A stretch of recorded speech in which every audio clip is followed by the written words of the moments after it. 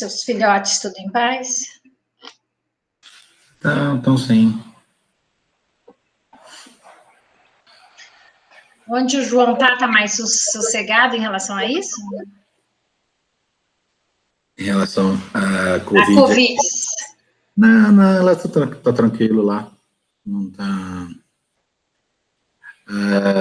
Ele estava um tempo atrás meio preocupado por causa de não arrumava estágio. Aí conseguiu um que não é o que ele quer. Eu falei: primeiro cumpre tabela, primeiro é o contratual. Depois, se achar alguma outra coisa, eu vou tentar, mas o primeiro tem que cumprir o obrigatório para diplomação, né? Exatamente. Eu tenho uma aluna que ela estava desse jeito aí, eu falava, Fia, é o que aparecer, você tem uma legislação que diz que você tem que ter as horas. Cumpre a regra. Depois, você quer achar outra coisa, é outro problema, mas cumpre a regra. Aí ele está fazendo lá, beleza, está cumprindo a regra. Exatamente. Eu falo assim, não, você volta do tamanho, não fez o que precisava, não atribuem as horas de tarefa cumprida, né? Eu tenho uma aluna, ela teve que postergar um semestre a colação de graus só porque ela não tinha as horas do estágio. Aí aquele não é o que você quer, mas é o que apareceu, faz. Foi o pontinho lá, dá o xizinho, foi executado, dá o cheque. Eita, cadê o... Queria mandar o link para o seminarista, mas parece que ele está sem celular, eu mandei...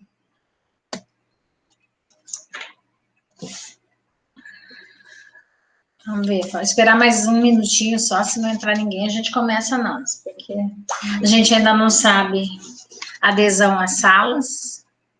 O detalhe também é que, igual eu olhei assim pelos títulos, eu acho que a minha é aqui. Então, mas no grupo eu troquei o nome do grupo que a gente estava para o título da sala. E mandei uma mensagem também com os links dentro da própria sala.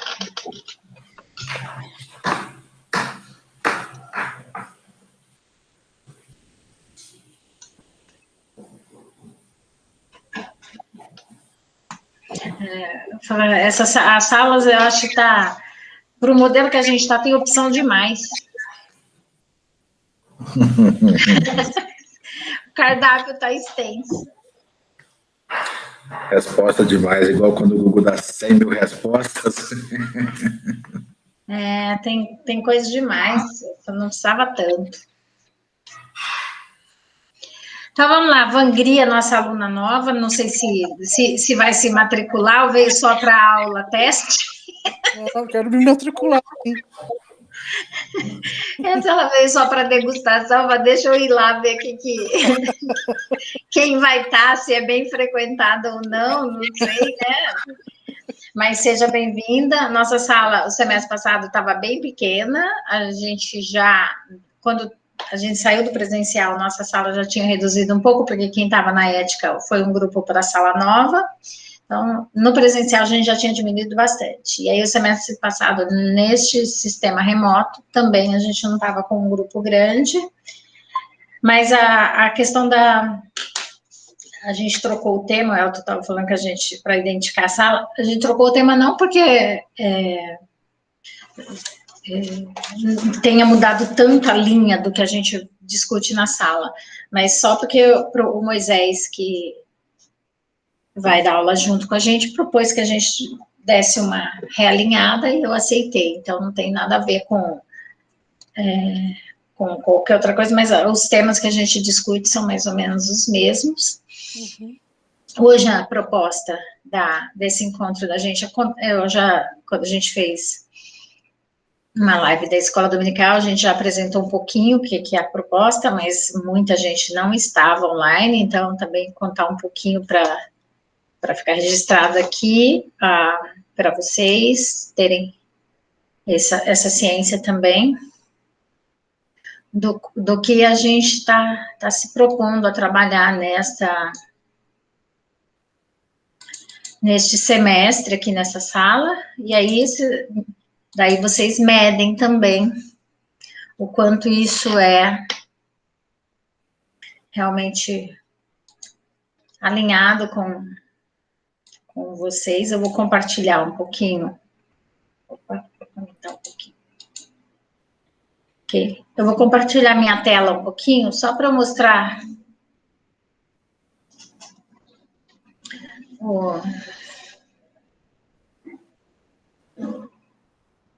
o que a gente fez como proposta.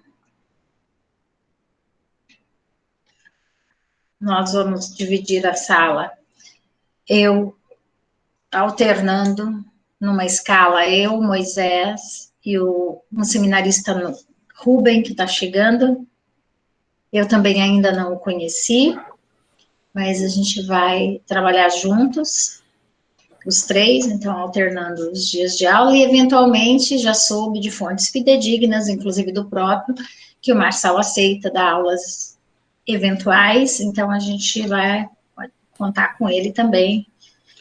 Para alguns momentos a gente tem essa possibilidade de alternar os professores, tá? Então a gente vai funcionar com uma escala e a gente vai dar ciência, não que achemos que isso faça diferença, ninguém vai assistir uma aula porque é o professor A ou porque é o professor B, mas eu acho que é muito fundamental, é muito mais o alinhamento com os temas da sala do que exatamente com o professor, que deve prevalecer para a gente. Então, eu vou compartilhar minha tela aqui, só para mostrar para vocês, aí vocês confirmem. Cadê o meu? Eu vou cancelar.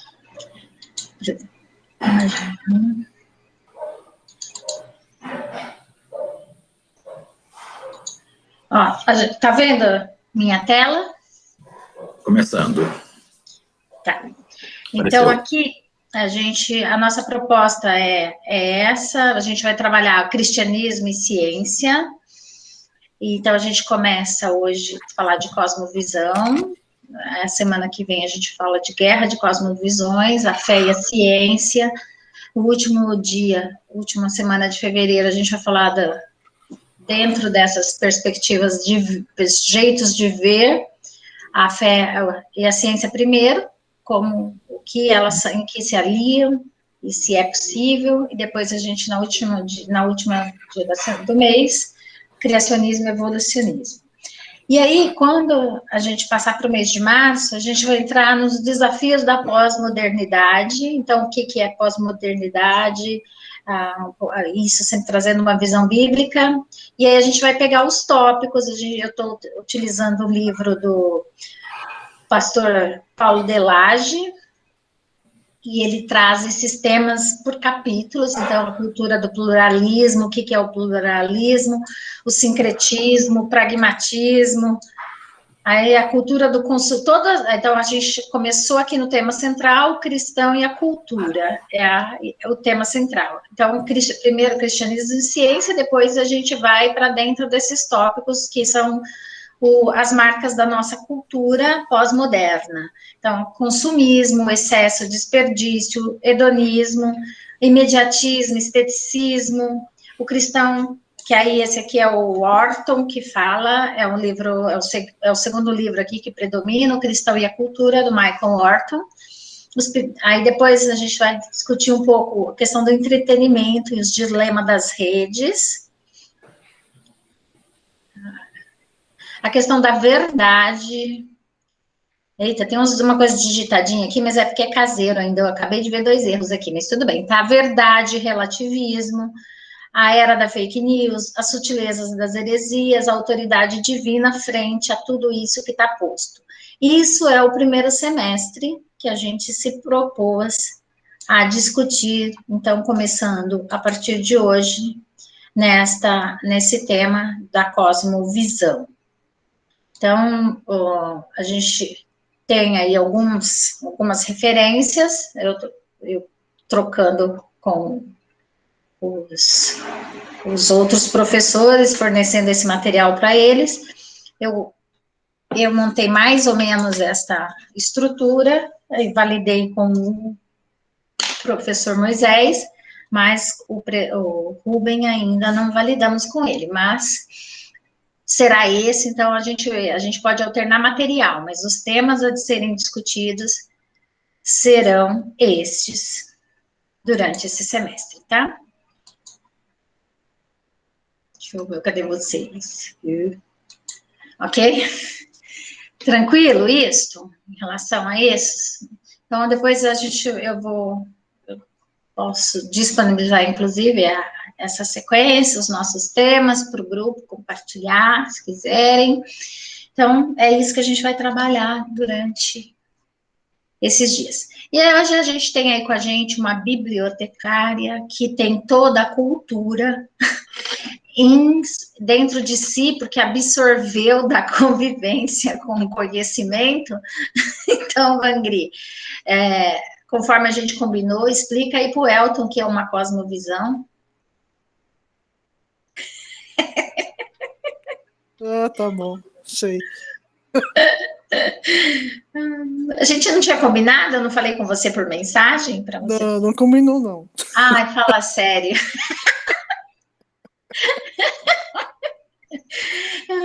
Quando eu entrei no Mackenzie,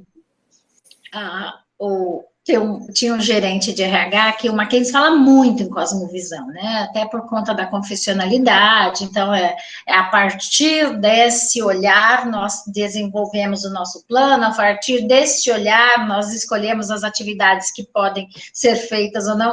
Eu até falei outro dia, semana passada eu fiz a recepção dos calouros do Mackenzie, e pode abrir, Elton. Participou do trote? Então, a gente faz a recepção que a gente chama de solidária dos bichos, e aí eu peguei e falei, a gente estava montando com os organismos estudantis as participações. Aí a menina da bateria falou assim para mim, professora, a gente fez um vídeo. Eu falei, olha, eu gostaria de ver esse vídeo antes para ver se ele passa no crivo da confessionalidade. Aí ela me mandou o vídeo antes para eu dar uma olhada, porque não pode aparecer bebendo bebida alcoólica no vídeo, não pode nenhuma alusão a drogas, ou então longe de banners de grandes marcas de bebidas.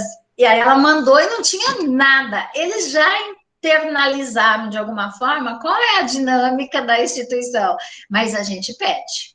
Pede por quê? Porque tem esse pano de fundo que sustenta os fazeres.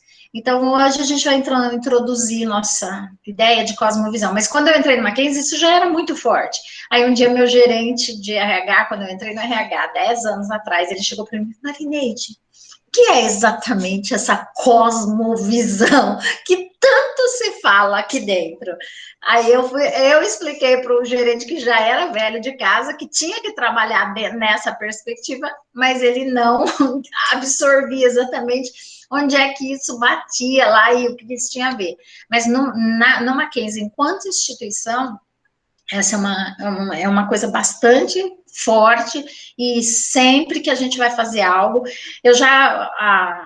o ano passado, não, no ano presencial, ano passado, no ano de 2019, eu fiz um evento no Mackenzie e convidei uma aluna para cantar, ela canta em barzinho e tal. Aí eu peguei, ela falou assim, professora, o que eu canto? Eu falei, então, eu vou te mandar algumas músicas que passam no crivo do...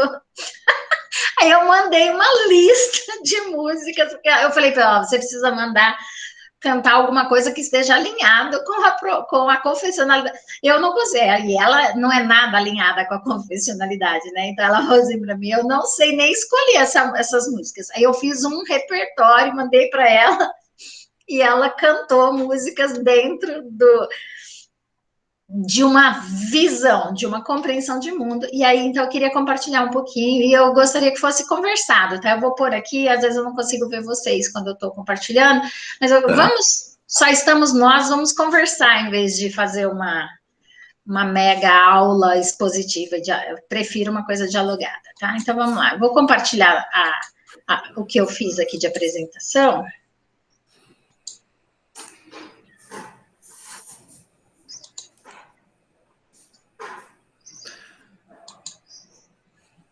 Estão vendo?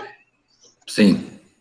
Então, vamos lá. Vamos começar por essa leitura. Eu ouvi esse texto e ele me chamou bastante atenção, e é já bem conhecido nosso, mas 1 Pedro 3, principalmente, ele está falando da prática do bem, e ele fala que a gente deve santificar a Cristo, esse é o versículo 15.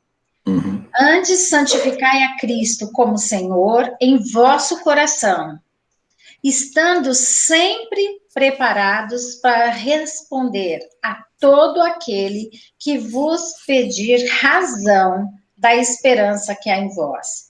Então, ele fala, não só você crer, você viver de acordo, mas você saber fundamentar o porquê você faz ou não faz tal coisa. Então, ele fala, preparados para responder a todo aquele que vos pedir razão da vossa esperança. Então, isso para mim dá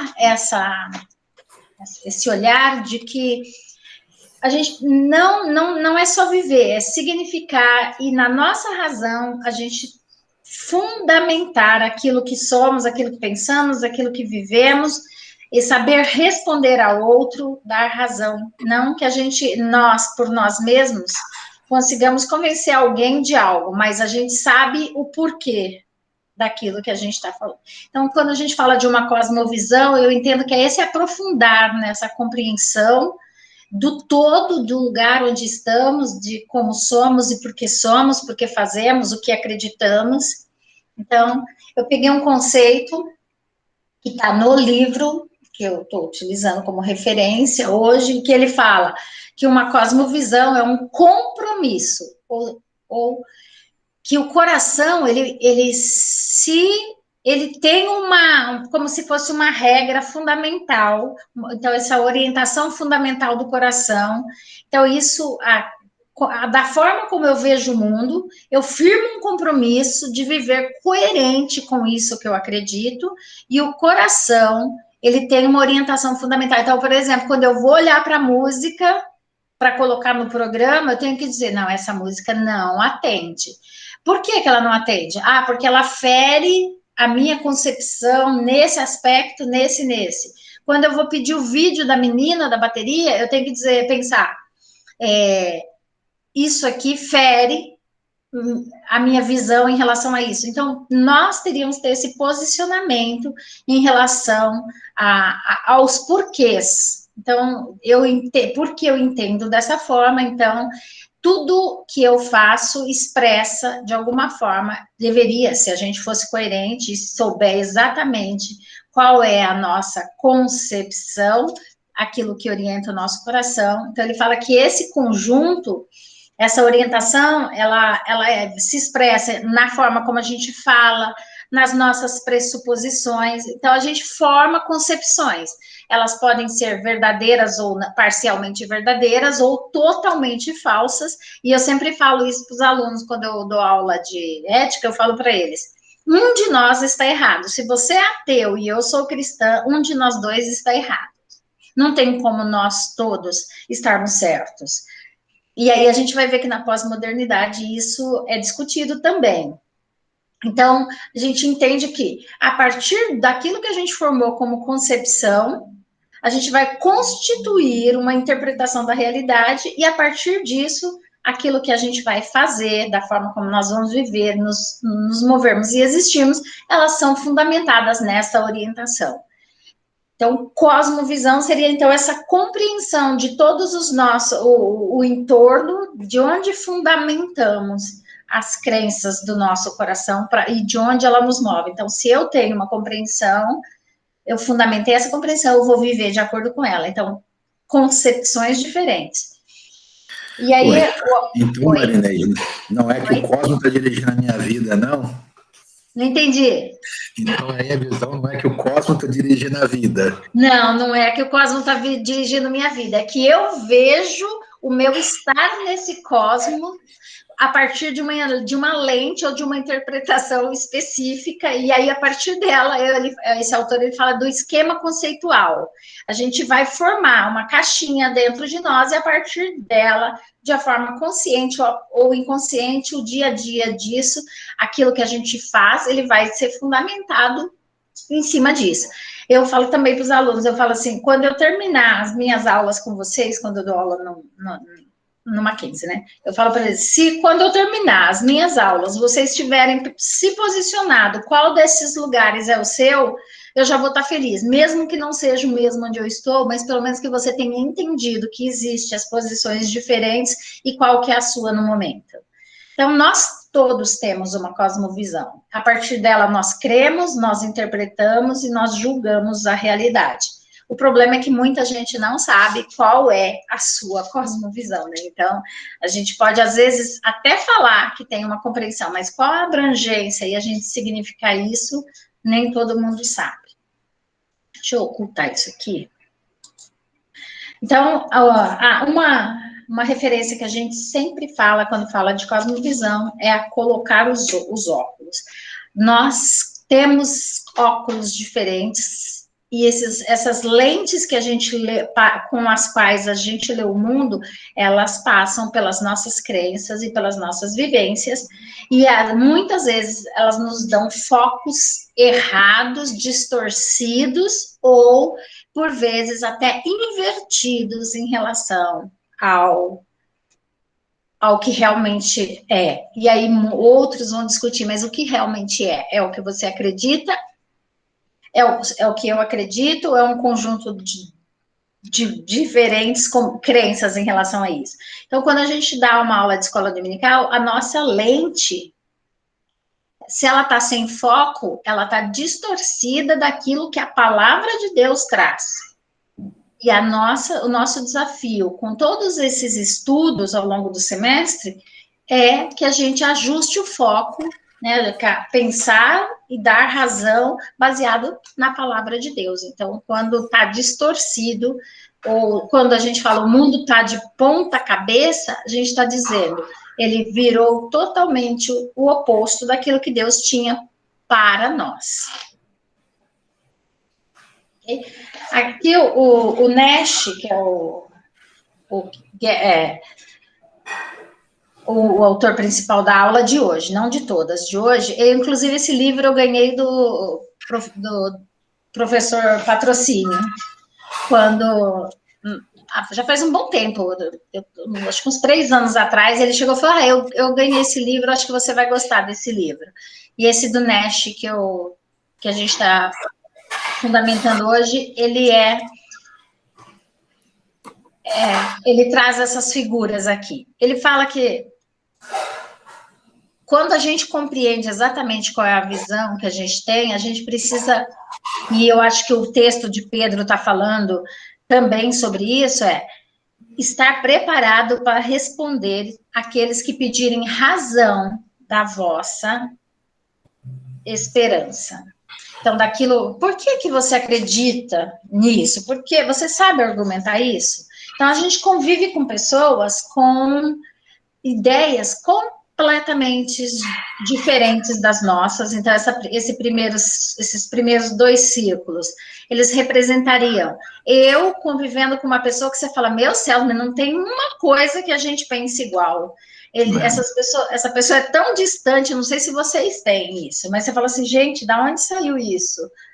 Não, parece que nada bate. Então, essas duas visões de mundo, elas são completamente distintas uma da outra, não é distorcidas, distintas.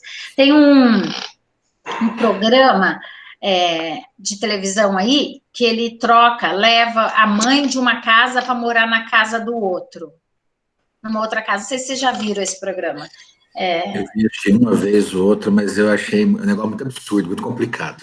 É isso, quando eu vi essa figura aqui, eu lembrei disso, que eu falo assim, nossa, tem gente que você pega, então, assim, você pega aquela pessoa do mundo romântico, aquela família Doriana, e todo mundo almoça junto, todo mundo fala palavras belas para outra, aí você traz um outro que é do avesso, não acredita nas mesmas coisas, não tem os mesmos hábitos, não fala o mesmo, não tem o mesmo palavreado, e você fala, nossa, essa pessoa precisa ir embora.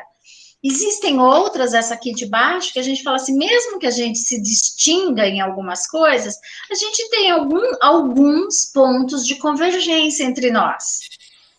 E aí a gente tem outros com quem a gente tem algumas distinções. Às vezes o Carlos Eduardo, ele fica muito reclamão comigo, porque eu não sou corintiana.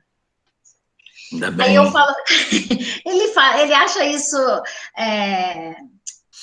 como se fosse falta de consideração. Eu falei, falta de consideração. Eu falo, né? Eu, Marineide, eu falo assim, falta de consideração, eu achar que eu tenho que ser corintiana só porque casei com um corintiano. Eu tenho minhas opiniões e isso não não vai. Eu não acho que é certo querer me transformar numa coisa para eu ser igual. Eu não sou e acabou.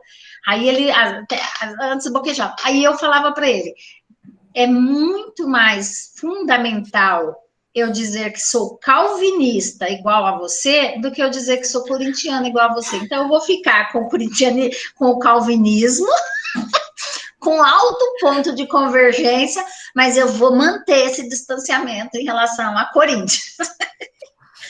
Mas você não torce contra, não? Então, ele fala que eu torço, mas não existe. Ele está torcendo tão anti-Palmeiras agora na Libertadores que eu falo para ele, é incoerente você falar que alguém é anti-Corinthians e fazer isso com Palmeiras. Então, em relação a crenças fundamentais, a gente tem essas três posições. Pessoas com quem a gente tem algum ponto de convergência, pessoas com quem a gente tem altos pontos de convergência. Dificilmente esses círculos vão ficar um sobre o outro, porque a gente sempre vai distinguir algumas coisas. Mas é muito difícil para a gente conviver com essas pessoas quando não há nenhum ponto de convergência. Eu já dei aula para um aluno que ele falou assim para mim, eu nunca imaginei que eu viria para uma faculdade ouvir falar de religião dentro dela. Eu falei, então você escolheu a faculdade errada, porque aqui se chama Universidade Presbiteriana, ainda enfatizava as palavrinhas, Presbiteriana Mackenzie. E ele era muito crítico com relação a qualquer coisa que você falasse, ele fechava a cara na hora. Ele não voltou para o segundo semestre. Não houve convergência. E a gente tem que saber, né? Eu acho que esse é um desafio. Oi? Não podia estar nem na Mackenzie nem na PUC, obrigatoriamente. Ele não crê, mas ele também não quer nem que você mencione.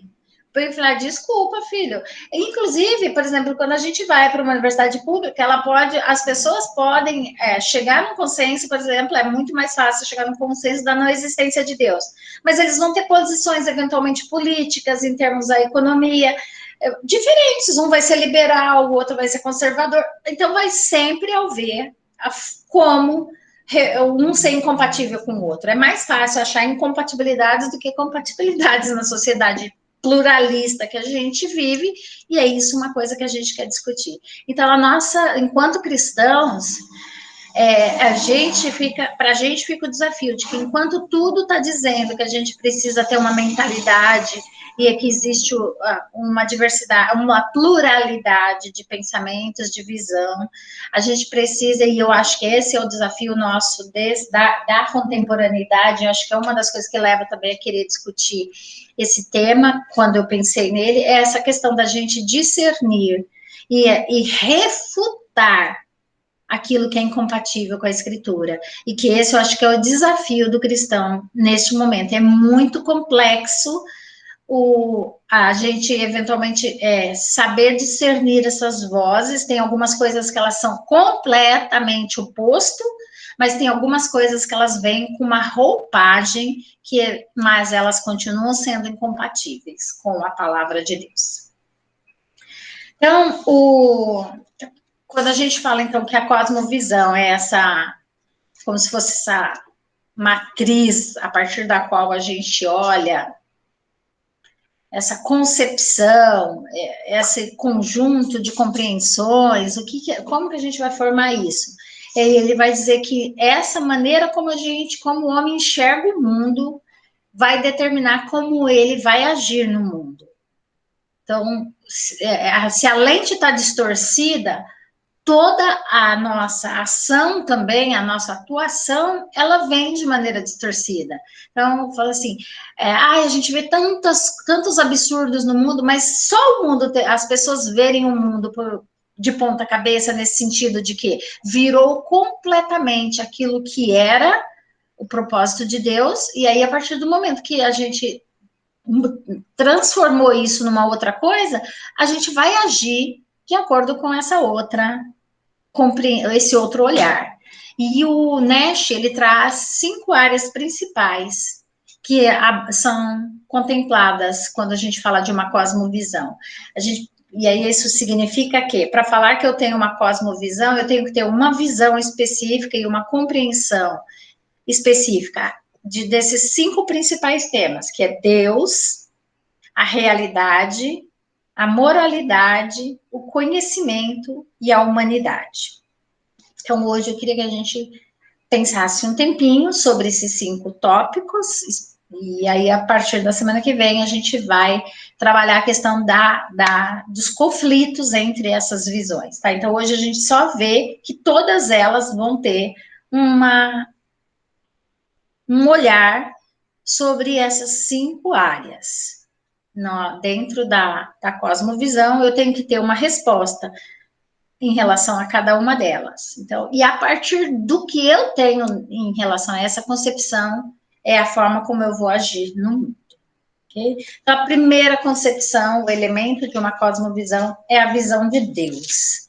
E aí, quando a gente pensa lá naqueles círculos, se eles estão mais aproximados ou menos aproximados, ou totalmente distantes um do outro, a primeira coisa que vai fazer ou não a aproximação é a visão que este indivíduo tem acerca de Deus. Desde quando existe guerra em relação à questão da religião?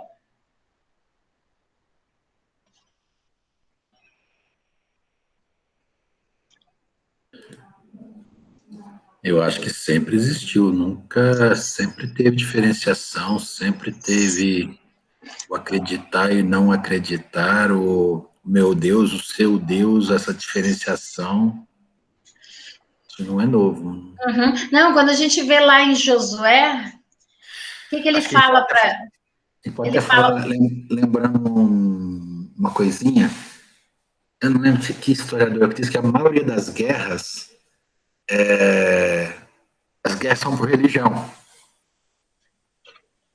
Eu já vi aluno falar que não tem religião por isso, porque as guerras, grande parte das mortes no mundo até hoje, as guerras que começam, a Irlanda, né, para se posicionar em relação à religião, extremamente agressiva, quando mesmo o povo de Israel, ele era temido, porque eu estou lendo crônicas, e aí você vê. E depois nos Salmos também tem vários salmos que narra isso, né? O temor das nações em relação ao povo que tinha um Deus que lutava por eles. Então, quando a gente vê, esse é um tema que ele passa em todos os países ao longo de toda a história. Então, Deus existe? Quantos deuses existem? O indiano acha que existe mais de 5.000 divindades, pelo menos, parece que eu vi um material missionário que assim, é um absurdo, então eles são politeístas. Então, quantas vezes a gente ouviu falar que Deus é uma força? Então, ele existe, é a primeira pergunta, a gente vai achar numa cosmovisão o pressuposto de que ele não existe. Então, esse é um dos pontos. Existe somente um? Ele é um ser pessoal, ele é uma força. Dentro dessa mesma dimensão, a gente vai achar aí o teísmo, o dualismo, o politeísmo, o panteísmo. Então, você vai encontrar na rua pessoas abraçadas numa árvore, uma pessoa que não faz mal para a natureza, porque Deus está em todas as coisas. Então, ela age e ela cria uma matriz mental e ela responde a partir dessa concepção que ela tem. E aí tem o outro extremo, nada é Deus, quer destruir tudo. Isso, então, exatamente. Então, de qualquer jeito, é o elemento Deus que está em discussão aí. Então, o primeiro ponto de uma cosmovisão o primeiro pede e que vai dar variações das mais diversas, é a questão da existência de Deus ou não, e a partir da resposta disso, a gente dizer qual dessas compreensões nós temos e quem é ele, tá? Então, vamos ler Hebreus 11:6, se vocês puderem ler para mim, para nós.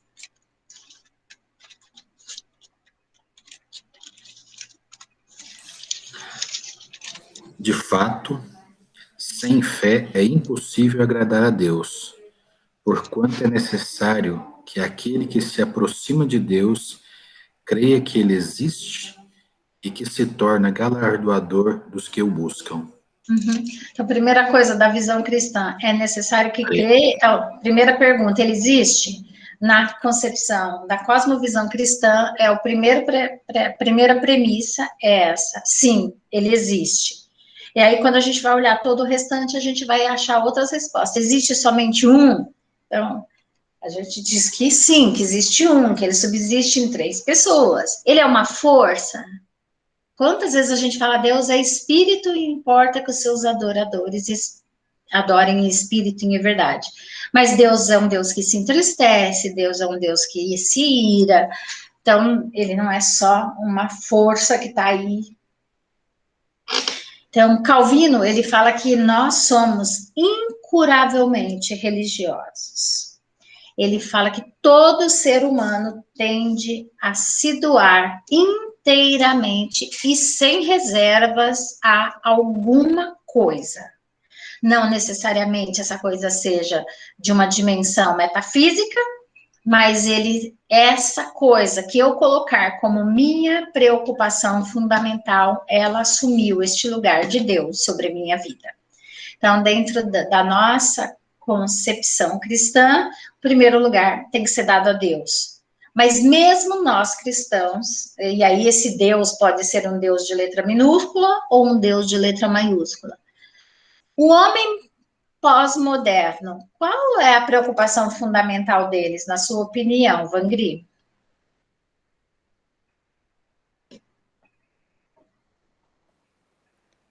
Não sei. Que, assim, não precisa de um... que o homem mais corre atrás, na sua opinião? Riqueza, né? Riqueza, o que mais? Glória pessoal. Poder. Poder, exato. Então ele fala assim, mesmo que você não exista na sua cabeça uma visão, e essa é a percepção do Calvino, né, a ideia do Calvino. Mesmo que você não tenha uma visão de Deus, você vai colocar alguma coisa como a sua preocupação fundamental e toda a sua vida vai ser estruturada de forma a ir em direção a isso e adorar a isso, né? Às vezes eu penso, não sei se vocês, eu recebo muita coisa do homem mais rico do mundo. Quem é o homem mais rico do mundo hoje? Por que ele não é mais o homem mais rico do mundo? Recebo várias notificações sobre isso. Aí eu fico pensando, para que o Bill Gates quer mais dinheiro? Para que o Jeff Bezos quer mais dinheiro? Para que o Elon Musk quer mais dinheiro? Para que o Warren Buffett quer mais dinheiro? Esses são os homens mais ricos do mundo. Eles não têm mais o que fazer com tanto dinheiro, mas eles não vão abrir mão deles de qualquer jeito. Quer dizer, abrir mão. Abrem para doação, mas não de ficar... Mas essa será que é a preocupação fundamental deles hoje? Talvez não. O que você ia falar, Elton? Não, eu ia falar que, primeiro que, como é que calculado esse valor mais rico, mais pobre aí, entre eles, é pelo valor da ação. É um pouquinho complicado, porque tem coisa que você fala, aparentemente o valor tá meio acima e tal. Só que, será que esse dinheirinho vai dar pro cara comprar o almoço, comprar o arroz, comprar o camarão de uma vez na semana? Então, mas será essas pessoas viverem com isso como preocupação fundamental? O Elon Musk não, o Jeff Bezos, ele não fazia doação porque ele estava correndo atrás a preocupação dele era o topo.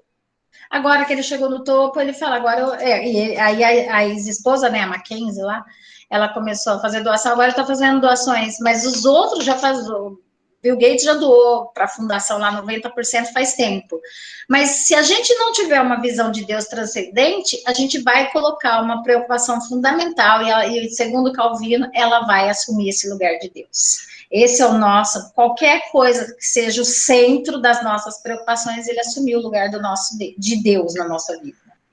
Aí, Marineide, é aquele detalhe, o cara corre para subir, chegou no topo do monte. Agora não tem como subir mais, só tem como descer, né? Então, mas eu falo assim, e para quê, né? Eu falei, é uma coisa que a gente ainda fala assim, não, porque quando eu tiver um pouco mais de dinheiro, eu vou ter uma pessoa que vai fazer meu serviço todos os dias para mim, eu vou ter condições, aí eu vou ficar um pouquinho mais livre. Mas não tem mais para onde isso. Só para dizer que e vai fazer o quê? Você não vai viver quantas vidas você vai viver para usar isso. Mas a visão de mundo da pessoa, então a preocupação fundamental dela foi posta. Não estou dizendo que eles tenham isso, eu estou dizendo que existem pessoas que vivem assim. Não estou fazendo julgamento de que eu estou citando eles como mais ricos, mas não estou dizendo que a preocupação fundamental de qualquer deles seja o dinheiro. Mas pelo menos do que a gente lia, principalmente do Jeff Bezos, que é o da Amazon, ele queria ser o homem mais rico. Então, de alguma forma, em algum momento, você está colocando isso aí numa visão de que esse é o centro da sua existência. Né? Quando você olhou do Gates, aparentemente, isso não era a visão dele. Não. É o tal do aconteceu. Isso, então o Warren Buffett também é um cara que ele não vive uma vida de ostentação, ele não é um megalomaníaco. Mora na mesma casa, né? Exatamente, então assim, você vê de um para o outro, mas existem pessoas que, nossa, o dinheiro, e aí na Bíblia já tinha isso? Já, na Bíblia já fala disso lá atrás.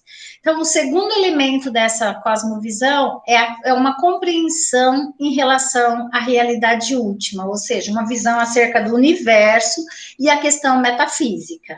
Então, uma coisa, então, Deus existe? O que é esse lugar onde nós estamos?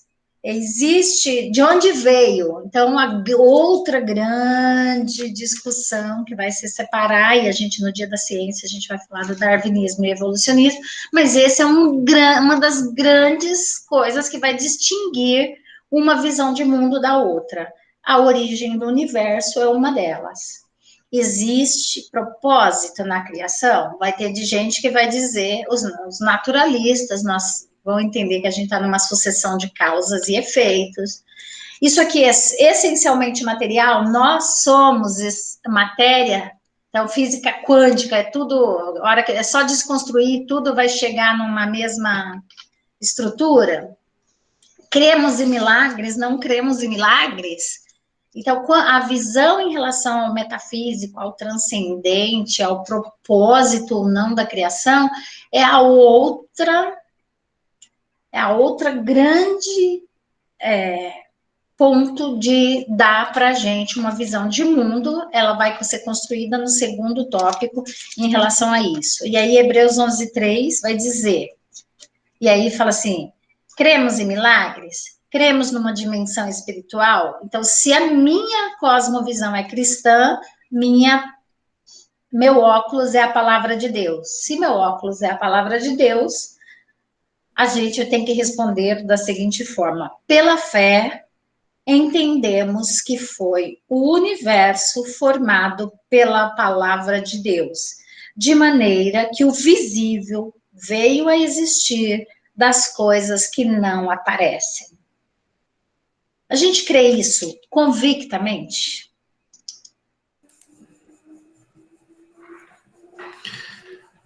Aí, Marineide, acho que depois a gente vai ter depois uma aula mais específica com isso, né? Sim. Porque às vezes as pessoas dá aquela confusão. Pera, mas diz que o universo tem 3 bilhões de anos, aconteceu em 7 dias? Pera. É isso.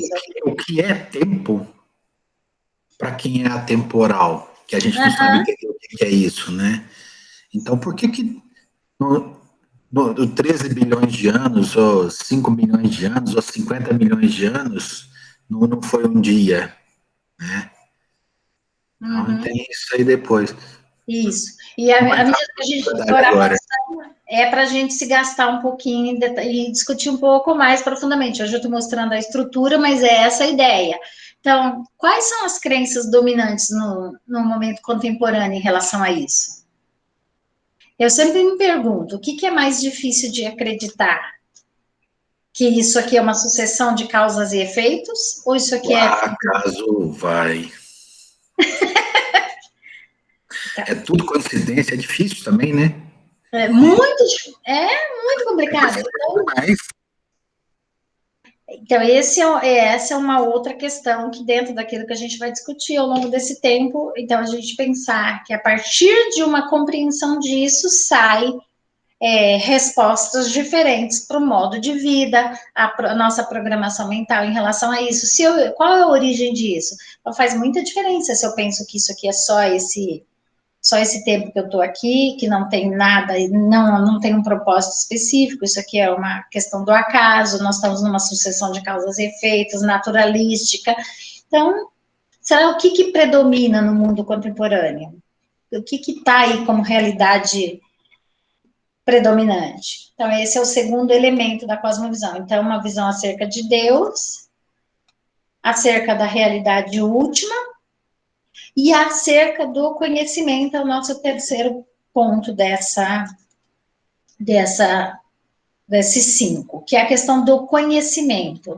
Então, a compreensão humana. Então, quando a gente fala de conhecimento, a gente fala de epistemologia. Então, qual a razão e os sentidos são suficientes para a gente compreender a realidade? Então, essa é uma pergunta em relação ao conhecimento. Então, esse falseamento de... Hoje, a gente vive num mundo que vacina. Compreensão humana em relação à vacina. Não tomo. Ai, glória a Deus. Vou ser salvo. O mundo vai acabar. É castigo de Deus. E aonde que a gente vai se pegar em relação a isso? Nossas intuições elas são confiáveis? A questão da verdade, a verdade é relativa ou existe uma mesma verdade para todos os seres humanos? Então, com aquilo que a gente tiver como concepção, a gente vai nortear os nossos comportamentos. Então, é possível conhecer a Deus? Essas são perguntas que têm que ser respondidas quando eu digo que eu tenho uma visão de mundo em relação ao conhecimento. Eventualmente eu posso dizer, não, em relação ao conhecimento, não há, aí está aí a discussão do empirismo com racionalismo, que prevaleceu aí muito tempo em relação a isso. Um vai dizer, ó, não tem como conhecer, o outro tem. E não, se você não viu a Deus, Deus não existe, porque a gente só acredita na dimensão do visível, do comprovável, do replicável cientificamente. É irracional ter fé, fé não é racional, e então não serve porque a razão é suficiente. E tudo isso é uma outra visão. Então, queria pedir de novo, de novo não, se a Vangri puder, não sei se você está com a Bíblia aí, Hebreus 1, de 1 a 4, por favor, se você puder ler. Estou procurando aqui, peraí. Tá. Hebreus 1, de 1 a 4.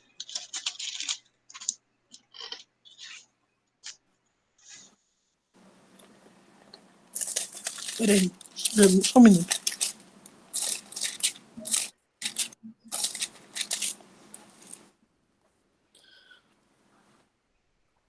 Havendo Deus outrora falado, muitas vezes de muitas maneiras, aos pais pelos profetas.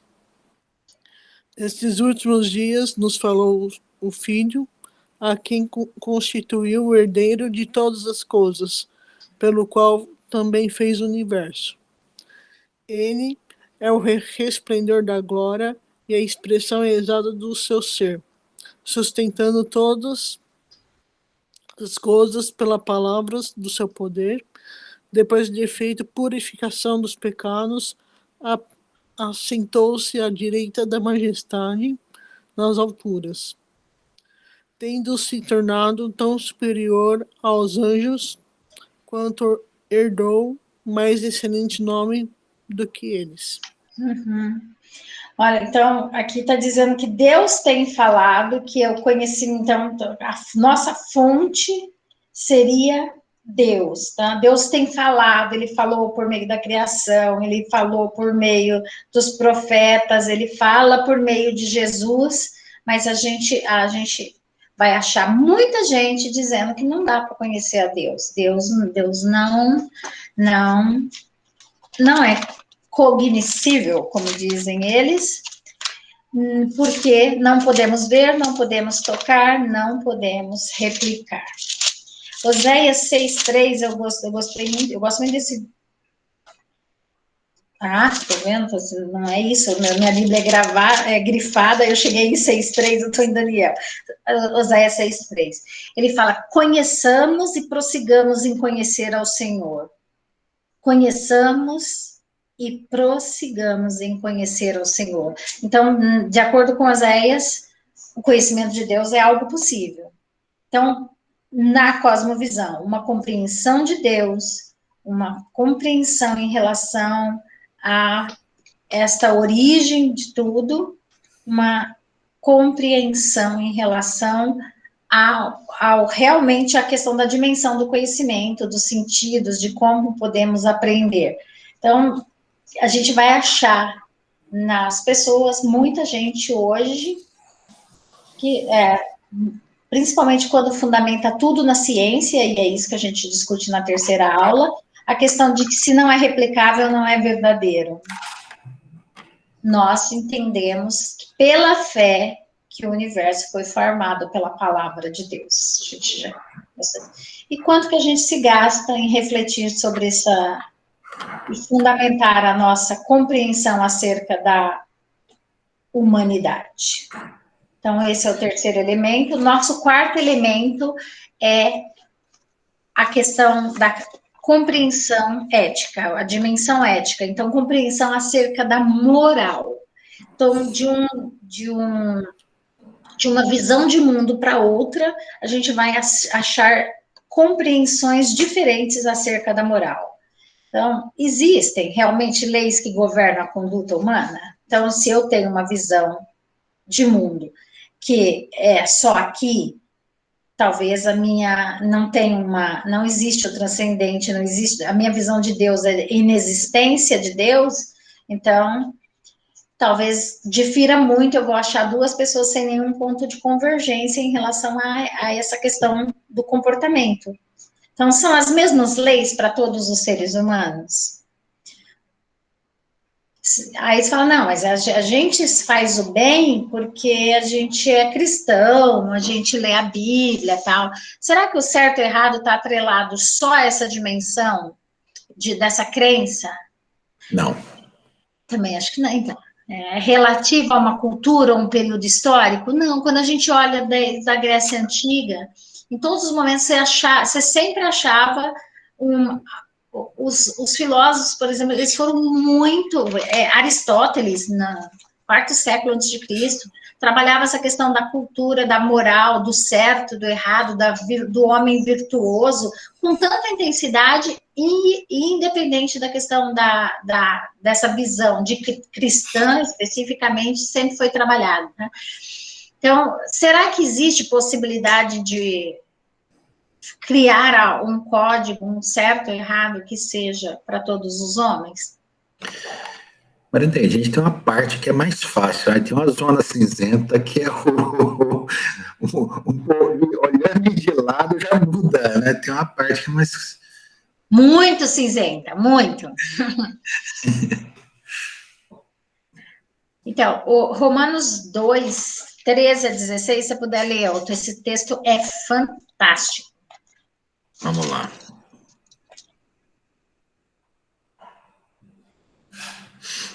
Romanos 2. Isso. Porque os simples ouvidores da lei não são justos diante de Deus, mas os que praticam a lei hão de ser justificados. Quando, pois, os gentios que não têm lei procedem por natureza de conformidade com a lei, não tendo lei, servem eles de lei para si mesmos. É o que a gente está falando, né? Isso. Eles mostram a norma da lei gravada no seu coração, testemunhando-lhes também a consciência e os seus pensamentos, mutuamente acusando-se ou defendendo-se. No dia em que Deus, por meio de Cristo Jesus, julgar os segredos dos homens, de conformidade com o meu evangelho. Então, eles vão mutuamente se acusar e se defender no dia do julgamento. Então, o que ele está dizendo aqui é que existe no homem a lei gravada no coração. A lei gravada no coração, independente dele crer em Deus ou não.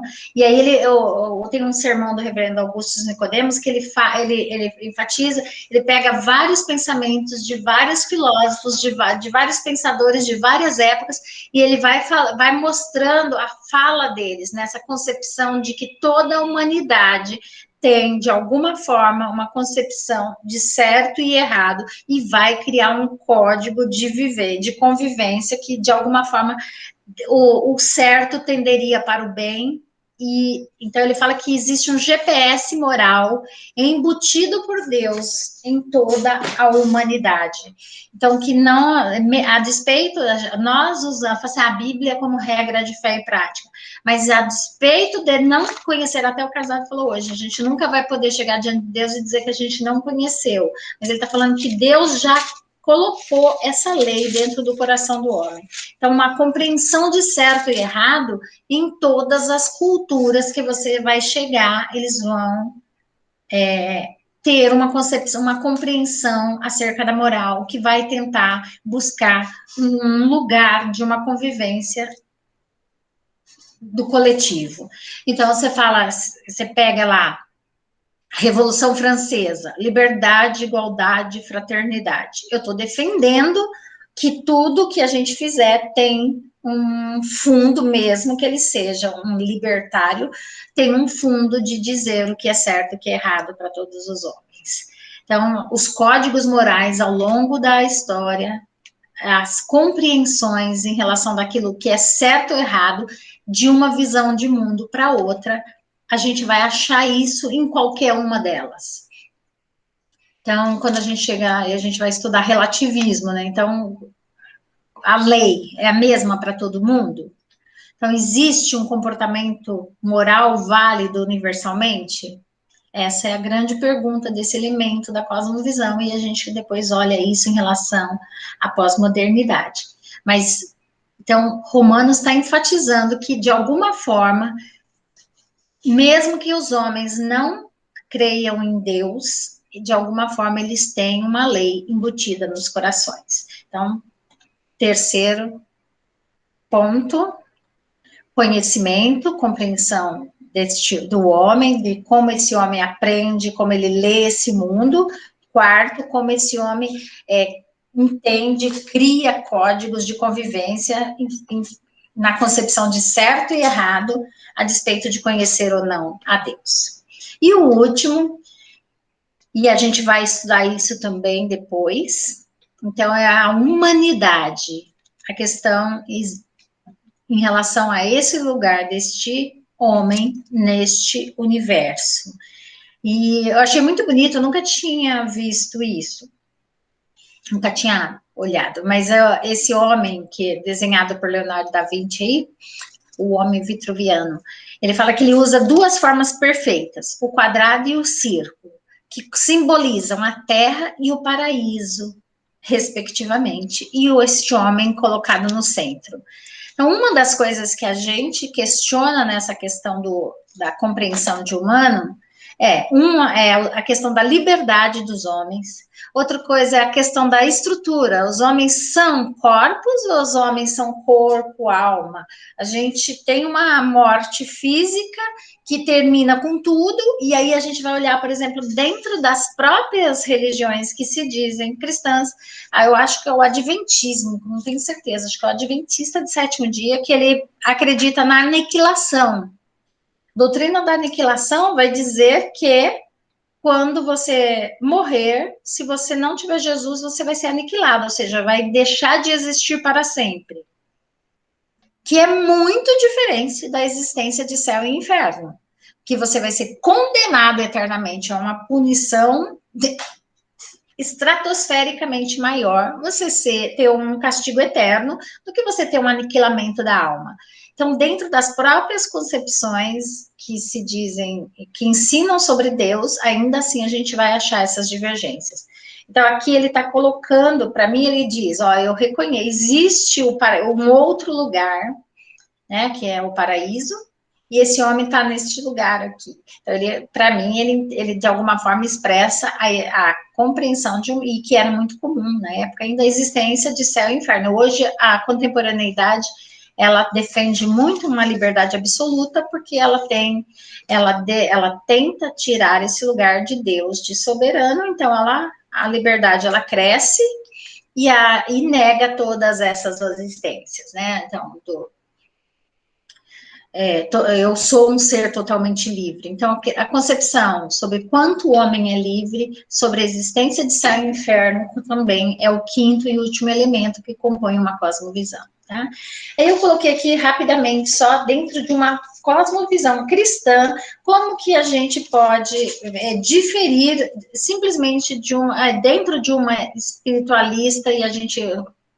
Na Reforma Protestante, isso foi muito discutido, principalmente por Calvino, que ele dizia que não existia uma dimensão da vida que fosse totalmente o santo, o sagrado e o profano, a música sagrada, a música profana. Então, a cosmovisão que diz que tudo, a gente olha por uma lente de que todas as coisas fazem parte da questão do sagrado. Se eu estou trabalhando, o meu trabalho tem que glorificar a Deus, se eu estou vivendo em família, se eu estou brincando, meu lazer.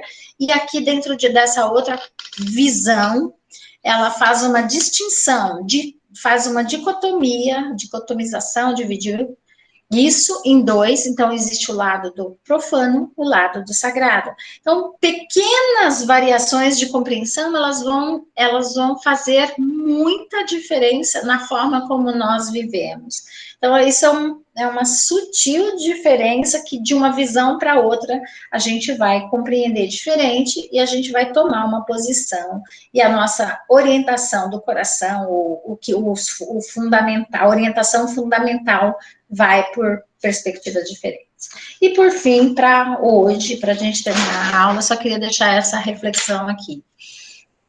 E a semana que vem a gente vai continuar discutindo os conflitos entre as cosmovisões, sem esgotar o assunto, nem a semana que vem, mas eu queria deixar para hoje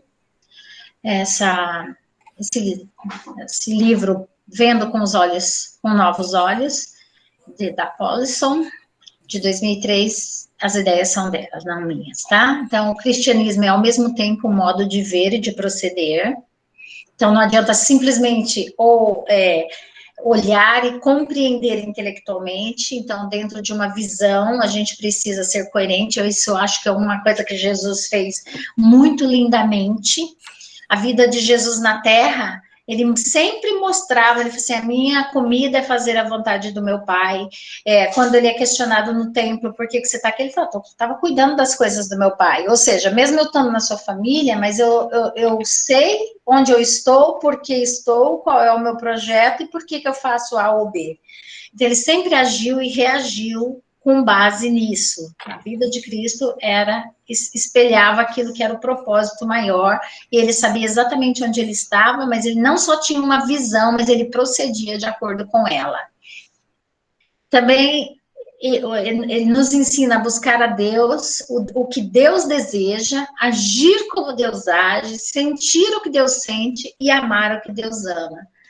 Então, E quando Jesus é batizado, né, que eu acho lindo que o céu se abre e fala, esse é o meu filho amado, em quem me comprazo. Quando a gente realmente alcança uma visão e a gente vive e procede dessa forma, eu até li essa semana e comentei com o Carlos Eduardo, tem um salmo, perto do Salmo 80, mas eu marquei lá, não guardei exatamente qual, ele fala que quando a benignidade, quando há benignidade na terra, a justiça do céu, a benignidade da terra e a justiça do céu se beijam. Ou seja, quando você vive realmente de acordo e alinhado com aquilo que você tem de visão, Deus abre os céus e se compraz com você. E diz que lá, que a benignidade da terra e a justiça do céu se beijam. Então, a vida coerente de ver e de proceder.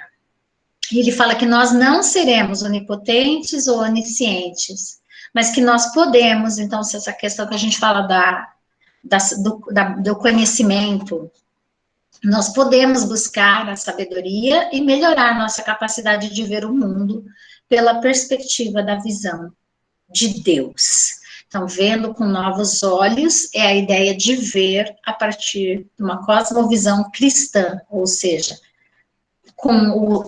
colocando um óculos, que esse óculos é o óculos concedido por Deus. Entrou um outro professor aqui agora, vejo que ele está aí. E então, gente, esse é o caminho por onde a gente começará as nossas discussões desse semestre. E eu estava aqui há tempo. Ai, tá. Eu falei de você no começo, tá bom?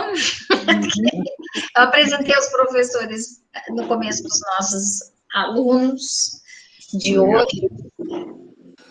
Então, ficamos hoje, então, com os 5 principais fundamentos da cosmovisão cristã, e a semana que vem a gente vai ver a existência dessa guerra entre essas visões, que elas se distinguem muito, e quais são, a aula já está praticamente pronta, quais são as 6 principais cosmovisões existentes no mundo, é o nosso tema da próxima semana, ok? Convidem outros alunos a estar conosco. Fala, professor, deixa eu puxar o meu. Não. Eu ia falar, os temas são bem legais, né? E que nós possamos aí realmente colocar tudo aquilo que possa trazer aí boas discussões, né? É isso que eu desejo, que seja mais uma conversa do que uma exposição, porque os saberes trocados, eles são bem mais ricos. Então, vamos orar para a gente terminar a nossa aula e pedir a orientação de Deus para o nosso ano também, pedir que Ele dê sabedoria aos professores e aos participantes, para que a gente tire lições para a nossa vida que façam diferença no dia a dia, porque é conhecer e proceder, e não só conhecer o saber pelo saber. Ok, vamos orar então? Senhor santo e bondoso, bendito seja o teu nome, Pai. Que o Senhor coloque-nos, ó Deus, alinhados com o foco que o Senhor tem, ó Deus, com o olhar da cosmovisão cristã, da orientação da tua palavra para as nossas vidas. Abre nossas mentes e corações, ó Deus, para a gente aprender, mas para a gente incorporar no nosso dia a dia e procedermos de acordo com aquilo que o Senhor deseja para nós como cristãos. Sabemos que os tempos são difíceis e os desafios da contemporaneidade são grandes, mas queremos discutir isso, Senhor Deus, sobre a tua ótica, a ótica da tua palavra durante esse semestre. Traz para essa sala os alunos que o Senhor tem desejo de que participem e ajuda-nos, ó Deus, a conduzirmos esse ministério de educação cristã, ó Pai, nesta sala, em nome de Jesus. Amém. Caros, Bom dia. bom dia, obrigada pela presença. Bom dia a todos. Bom domingo e ótimo não ser corintiano, viu? É uma visão de mundo mais pura, né? É uma visão mais clean, verde, né? Natureza.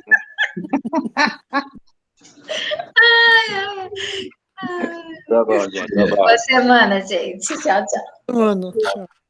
Estava muito mais interessante assistir ontem à noite o jogo Copa do Brasil de vôlei feminino, Uberlândia, o Praia Clube e Minas, um jogo muito bom. Estava mais interessante.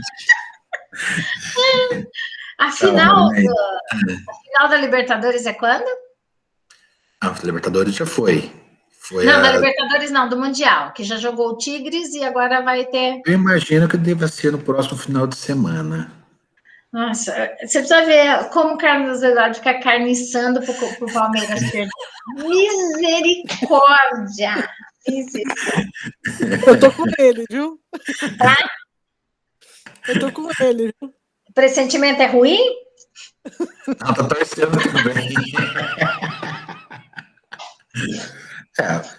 Tem um jogo hoje à tarde, né? Vamos ver como é que vai ser. Não, o Carlos Eduardo, semana passada, que jogou sábado à tarde, né? Acho que foi sábado à tarde. Nossa, aí a gente saiu na rua, tinha muito palmeirense comemorando, mas muito, assim. Mas ele ficava, ai, que babaquice, ai.